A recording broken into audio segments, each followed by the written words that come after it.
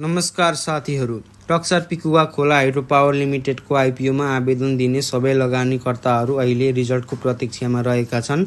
अब ठुलो अपडेट के हो भने आइपिओ रिजल्ट आउँदो हप्ता बिहिबार वा शुक्रबारतिर प्रकाशित हुन सक्ने चर्चा चलिरहेको छ।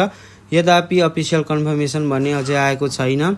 यस आइपिओमा अत्याधिक आवेदन परेको थियो। कम्पनीले सर्वसाधारणका लागि 25,15,455 किता सेयर निष्कासन गरेको थियो भने आइपिओ करिब 11.45 गुणाले ओभरसब्सक्राइब भएको देखिएको छ।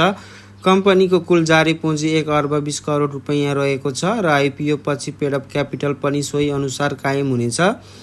कम्पनीले हालको नेटवर्थ करिब 100.72 रुपैयाँ प्रति सेयर रहेको देखिएको छ भने इपिएस भने -0.72 रहेको छ।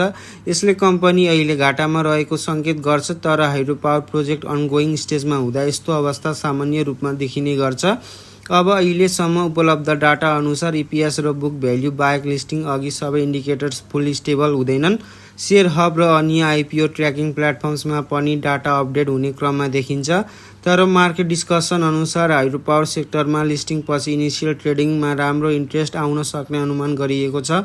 आइपिओ रिजल्ट प्रकाशित भएपछि मात्रै एलोटमेन्ट डिटेल्स र वास्तविक भ्यालुएसन अझ स्पष्ट हुने अपेक्षा गरिएको छ। आइपिओको बिक्री प्रबन्धक प्रभु क्यापिटल लिमिटेड रहेको छ। रिजल्ट आएपछि सिडिएससी आइपिओ रिजल्ट, मेरो सेयर तथा प्रभु क्यापिटलको वेबसाइटबाट आफ्नो नतिजा हेर्न सकिनेछ। अब सबैको एउटै प्रश्न, यसपटक पर्ला कि नपर्ला? तपाईँलाई के लाग्छ? कमेन्ट गरेर अवश्य बताउनुहोस्। धन्यवाद।